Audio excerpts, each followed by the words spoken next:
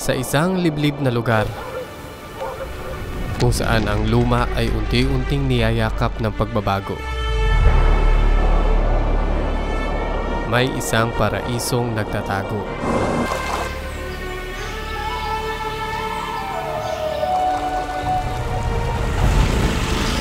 Pero bago ka makarating dito, ay kailangan mo muna ng lakas ng loob at tibay ng katawan.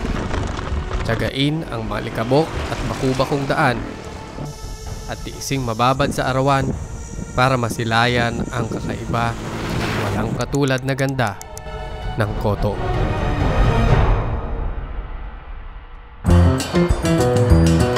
Magsisimula ang adventure natin sa Quezon City kung saan kami nagkita ng kaibigan nating si Clyde. Dala nga yung Magic Red Bull gamit ang kanyang Adventure NMAX. Grabe sa 7-Eleven dito sa may Matino Street, Quezon City. Kailangan kunin mo pa sa counter yung susi bago ka makapagtapo. Wala kang karapatan magtapo kung di ka bumili sa kanila.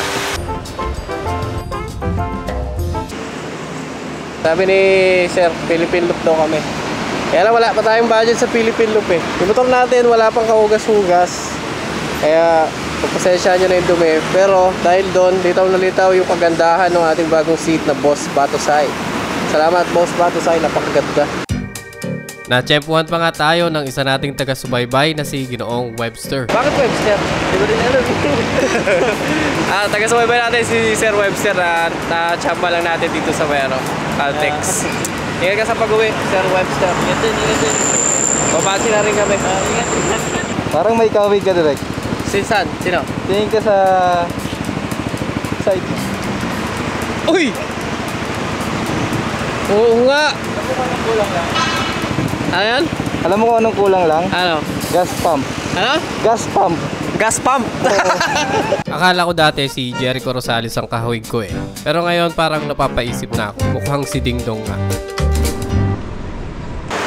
Jacket na tayo at lumalamig na. Mahirap kasi pag nilalamig ako, inaantok ako eh. Magpainit na tayo ng katawan. Although mainit kapag nakahinto, pero yung hangin kasi lumalamig na. Kaya pala si Clyde ay nakasama na natin. Dati kami nag-camping marathon ni Clyde sa Norte.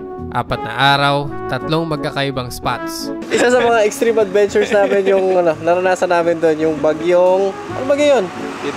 Pipito. Bagyong Pipito. Kalahin mo, bagyong Pipito, nag-camping kami. Pero hindi na yun available ngayon. I mean, nasa channel pa rin natin pero hindi na siya public. Gawa ng nasisira niya yung algorithm ng mga new uploads. So, available lang siya sa mga members. Ayoko naman siyang i-delete, sayang naman. So, nilagay ko na lang for members para may makapanood pa rin na hindi sinisira yung algorithm ng mga bagong upload. Smooth lang ang naging biyahe at hindi nakakaantok dahil nakakapagkwentuhan kami gamit ang Freedcon. Isang pa-full tank lang ulit sa bayan ng Bataan at dire-diretso na ang biyahe namin hanggang makarating ng Masinloc sa Zambales alas 5 ng umaga. Alas 6 ng umaga, nandito na tayo sa sentro ng Masinloc. At dahil sarado pa yung tourism office, pupwesto muna kami dito ni Clyde para makatulog. Bali maghahamo ka na lang dyan, pre. Sa ako, doon na lang ako sa aking upuan. Naalala mo magkano bayad? 60 per head.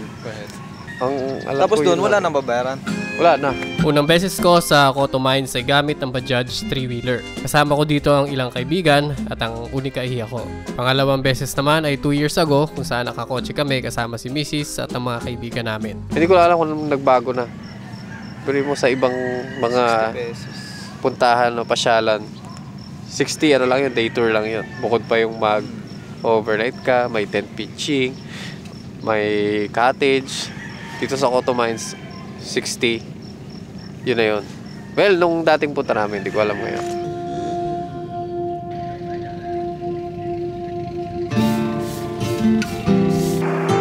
Pagkagising ay natsyempuhan namin ng mga lokal na mangingisda na naglalatag ng kanilang mga huli para matuyo. Inalok nila kami ng isda kaya lang wala namang kaming mapaglagyan, kaya magalang namin itong tinanggihan. May mga pusit pa. Wala din kaming wala din kaming paglagyan, masira din. Sayang lang. Saan pa kayo galing ka? Manila. Oh? Tayo galing ko to? Papunta ko to? Papunta. Hintay na namin bukas yung tourism. Ay, alam ko, open ata ngayon yan, no? Open na yan. Bukas na yan. Alas 8 na ba? Ngayon, Alas pag 8 ganito oras, open na. Open na, kuha na kayo ng permit. Pero kami, hindi na kami kumukuha ng permit minsan dyan. Eh, pag taga dito ka. Pag hindi ka dito. Pero kapag turista ka, kukuha ka ng permit. Oo, kasi harangin doon sa may ano, di ba? Pag alam nilang taga dito ka sa Masinloc, may ID kang Masinloc. Oo. Okay. Pakita mo na doon. Pero pag may kasama kayo taga Masinloc, walang problema. Talaga? Ano palang ano yan, isla? San Salvador po, kung tawagin Pulo. Pulo. Masinloc pa rin po yan. Diyan po yung mga lumalaot, diyan po galing po lahat. Tapos binabaksak po nila dyan pag umaga. May ano dyan, mga white sand na ba dyan? Opo, minsan na po yan, walang permit dyan.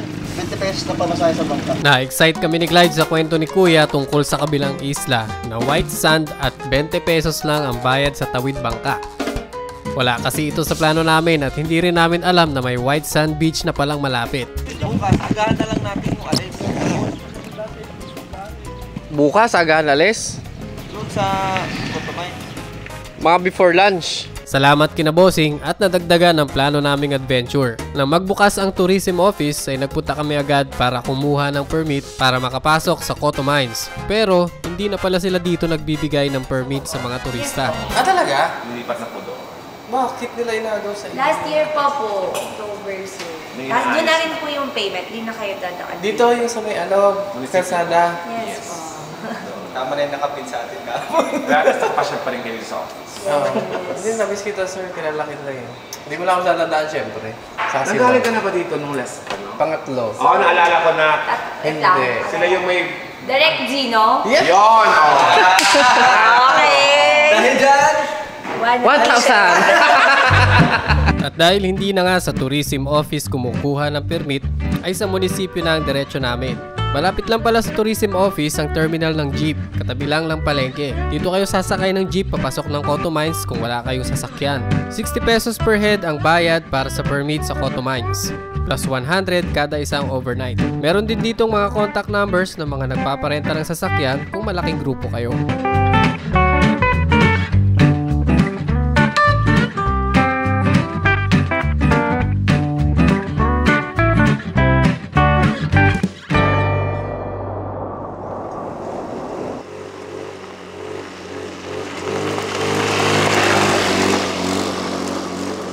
Pasok na tayo ng trail ng Coto Mines kasama ang first timer na kaibigan nating si Clyde.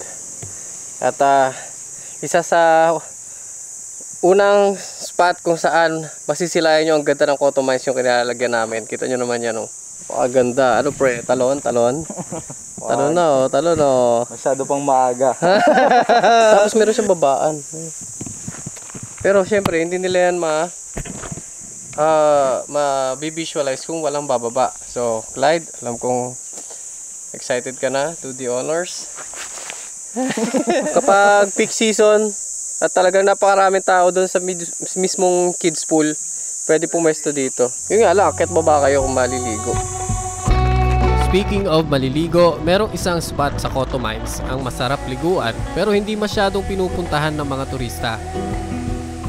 Makikita mo ito sa isang trail sa kanan bago tumawid ng unang tulay na bakal.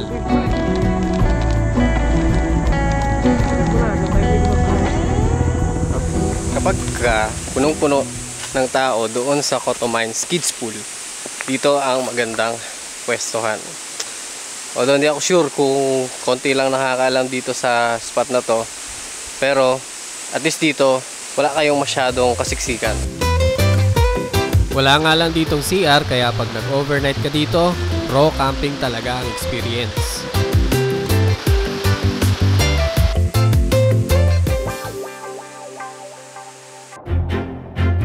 Pagkatapos magpalamig sa falls, ay sinagupa na ulit namin ang malubak na daan sa ilalim ng tirik na araw. Kung maliit na motor ang gamit mo dito o mababang sasakyan, aabutin ka ng mahigit 2 oras sa rough road dahil maraming parte ang malalaki ang nakalabas na mga bato. Kaya talagang kailangan mo magdahan-dahan.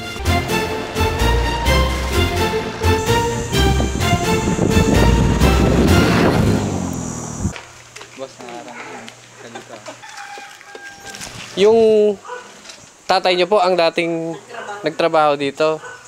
Eh di, dito rin po kayo nag-aral. Dito na kayo pananganak. Pati nag-aral dito na. Tapos pinakanak ko ito, anak ko ito.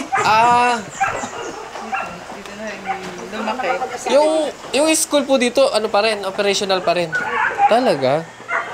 Pero yun ay public school. Public school na. Ah. Okay, private. Private na sagot ng kumpanya, ng minahan. Anong taon po ba ito nagsara? Parang 2000 ano. Ay, kailan lang? 1930 nang magsimula magmina ang Benguet Corporation sa Coto. Pangunahing bato na minimina dito ay chromite na merong iron deposits. Kasabay ng operasyon ng minahan ay ang paglaki ng komunidad dito na binubuo ng mga lokal at mga empleyado na karaniwan ay mga minero. Na ngayon ay mga nakatira na dito ng permanente sa mga iniwang pabahay ng nagsarang minahan. Dito na tayo sa Coto Kids Pool at ang una kong napansin ay itong kanilang bagong restroom. Sa loob ng ilang taong pabalik-balik ko dito. Pangatlo pa lang naman. Ngayon ko lang nakita ito, hindi ko alam kailan tinayo. Sulit na ang binabayad din kung mayroong ganitong agandang restroom. Kumusta ang experience sa bagong siya ng Coto Mines? Okay naman. 10 out of 10. May shower, urinals, at tiles, wash area sa labas. Solid para sa 160. Wala nga lang internet, pero okay na. Ba't ka naman mag-i-internet kung nasa ganitong klaseng lugar ka, di ba? Kumusta naman ang first impression mo sa Coto Mines? Smooth transactions. May bidet Ah?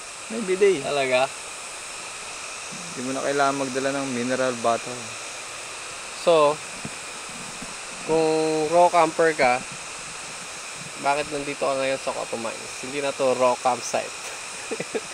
Raw experience. Raw experience. Pwede pa rin naman. Pasok pa rin.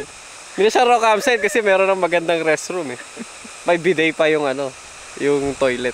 Hindi ko na lang sasama sa video. Pag yan, naging raw camping, sinungaling ka. Maghukay ako dun, oh. Dahil paminsan-minsan, kailangan naman natin yung magulang. Ayan. So, hindi ka nare-relax sa mga... Inaamin mo din. lahat may butas, ah. Hindi naman. Ayan, umamin na rin. Dati tinatanggi pa namin na hindi kami nahihirapan, na nai-enjoy namin. Ayan, nahuli sa sarili buhay. Mas relaxing lang ngayon. Mas relaxing. Dati relaxing ngayon. Relaxing lang. Ngayon mas relaxing.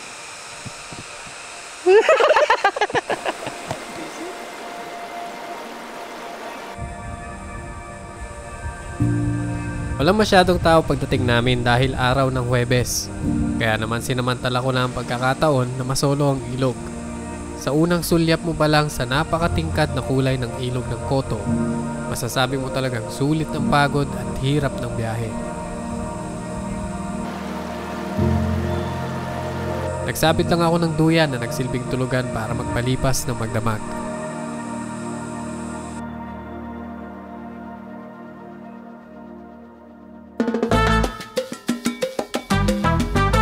Maaga kaming gumising kinabukasan para makapaglibot at para may oras din kaming makapunta sa isla ng San Salvador na kinuwento sa amin ng mga mangingisdang nakilala namin kahapon. Second day natin dito sa Coto Kids Pool at ipapasyal ko kayo sa buong area. Meron sila dito mga bunk houses, yung mga nasa likod natin, na dati first come first serve, pwede mong pwestuhan lalo na pag peak season, pero ngayon wala na, sarado na, pinagbabawal na. Mga dating tuluyan siguro ng mga mga minero or basta kung sino nagtatrabaho sa minahan. Ang pinakasikat na spot dito ay ang tinatawag nilang Kids Pool. Wala main campground, ay tatawid ka lang ng ilog na pwede ring tawirin ng mga sasakyan. Di lang namin sinubukan, although medyo mababaw lang naman yung tubig. Kasi scooter yung dala namin, baka mapasukan ng tubig yung airbox. Saka wala ka rin naman mapupuntahan sa kabila, kundi parking area lang.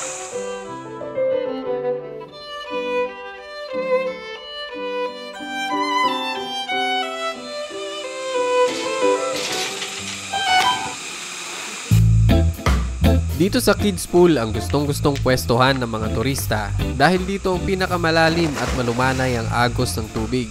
Meron ding diving platform na paboritong talunan ng mga thrill seekers. Di ba waterproof yan, bag mo? Testing mo nga. Oo. Testing mo nga. Mahirap bumiyahe ng basa yung bag.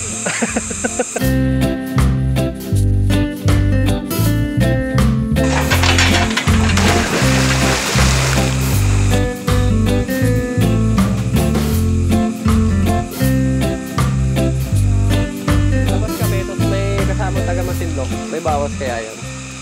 Alam ko kahit taga Masinloc, meron din bayad eh. Meron din talaga. Opo. Dati wala ko. Oo nga eh. Ano po kasi gumaganda kasi siya. Kaya paganda nila? Oo, nagulat nga ako. May CR ng maganda eh. Dati wala yan eh. Maganda. Dati po talaga ano po. Bago lang eh no. Pag summer, ay pag ano, Holy Week, siksikan dito. Opo, yun talaga po. Kahit po sa jeep. Oo. Opo, kahit sa jeep po, pahirapan makasakay po yun. May mga nagpupwesto pa dyan sa kabila siguro no. Pag Opo, ano, lahat Holy po Week. yan. Pati po dyan sa mga ano nila yun. Yung nakaraan niya po, doon kami oh, sa dulo, dahil wala kami pesto. Oo. Doon po kami sa pinakamadilim. Dito ay. Grabe, pag Holy Week pala, iwasan nyo na. Lalo pag galing kayo ng malayo. Tapos madadatnan nyo, napakaraming tao. Mag-leave na lang kayo ng ano, off-season. Mga ganito, bago mag-Holy Week.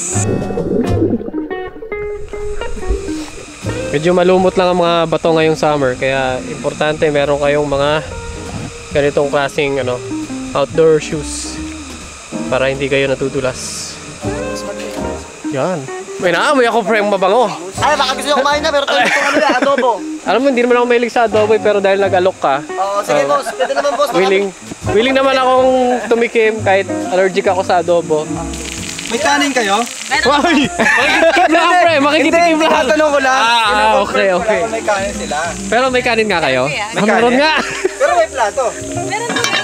May plato din?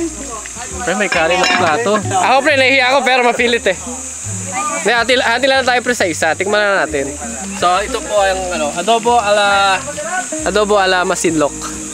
Mga taga Masinloc kayo, di ba? Pre, pipiliin natin pre, yung maliit lang. Kasi kulang pa sa kanila yan eh. Sige. Hindi kayo pinakamaliit lang. Yung maliit lang pre, yung maliit lang yung buto. Pakita ka dyan. Uy. Balat check. Oo. Umuwi ka na yan. Oy. Naulol. Wisit ka. Ganito ang tip ko pala sa mga di marunong magluto. Pag ipapatikim nyo sa ibang tao, damihan nyo lang yung sili. Para hindi nila mapapansin yung pangit na lasa. So, ganun yung dating sa akin, maanghang. Di ko na napansin kung pangit yung lasa. Or... Hindi, masarap. Solid pare, solid. Magjowa ba kayo? Oh, pwede na. Pwede na ano. Pwede ako magninong ha. Mura lang rate ko. Ako yung babayaran. Pagkatapos makapangburaot ng masarap na adobo ay dali-dali kaming bumakbak pabalik ng sentro ng Masinloc. Tatawid tayo ng dagat at mag-iisla tayo sa tinatawag nilang pulo o yung isla ng San Salvador. Habang naghihintay ng bangka masasakyan ay nakatsyempo ulit kami ng mga mangingisdang naghahango ng kanilang mga huli. Isdang padas ang madalas nilang huli dahil marami ngayon ito. Madalas itong ginagawang bagoong o di kaya ay danggit. Pero dahil lumalaki ang isdang ito ay may mga buwan na bawal silang hulihin habang maliliit pa para hindi maubos ang supply. Kaya pala hindi ako nagta-top box at ganito gamit ko, dry bag. Kasi pag ganitong may hiking, tawid dagat, hindi ko naiiwan yung gamit ko. Lahat dala-dala ko. Saka dry bag para kung umuulan, hindi siya mababasa. Kasi pin comment yung link. Di na rin kami naghintay ng matagal dahil every 30 minutes ay merong paalis na bangka. Puno man o hindi. 25 pesos ang bayad para makatawid at merong 5 stops. Sasabihin mo lang kung saan ka bababa. Sa third stop sana ang plano namin dahil dito ang kwento ng nakakausap ko na pinakamagandang area. Pero nagulat na lang ako nang sabihin ni Clyde na bababa na raw kami sa first stop pa lang. Sa kabila. Sa kabila. Alin? Kalakarin na lang namin. Alin? Yung pinakamagandang beach daw. Sige boss! Akala ko sa Station 3. Sabi niya dito daw eh. Sabi ni Kuya sa kabila eh. Pero hindi, maganda rin naman dito. Gusto ko lang sana makita yung sinasabi ng Daliuriw. Maganda talaga doon ang tubig. Tsaka po dun sa Panayunan. Iba yung buhangin niya sa Panayunan. Opo, puti din po. Ay, pero ganito lang itsura o mas puti sa paanayunan? Sa delivery. Oo, dami nagsasabi delivery pre. Kasalanan mo to eh, sa delivery ako bababa Hindi, ito. eh. Oo. Para may reason ka bumalik dito. Ang galing mo. Hindi man namin nakita ang pinakamagandang parte ng isla ay masasabi kong sulit pa rin ang dagdag na adventure namin. Sa presyong 25 pesos na pamasahe, hindi ka nalugi sa white sand na may kalmadong tubig. Hindi na rin kami naligo at tumambay na lang dahil wala din naman kaming mapagbabanlawan. Di gaya ng dati, di ko kayo bibitinin sa dulo ng video na to. Dahil bago matapos, gusto kong magpasalamat. Salamat sa lakas na pinagkaloob sa atin para magawa natin ang mga ganitong paglalakbay. Salamat sa mga taong nakilala natin na kahit sa saglit na pagkakataon ay nagkaroon tayo ng malalim na ugnayan. At sa mga taong handa tayong samahan sa mga pagkakataong masaya o kahit pa sa tuwing tayo nahihirapan. Salamat. Maraming salamat sa inyong lahat. Marami pa kayong aabangan. Hanggang sa susunod nating kwento mga ka-Istokwa.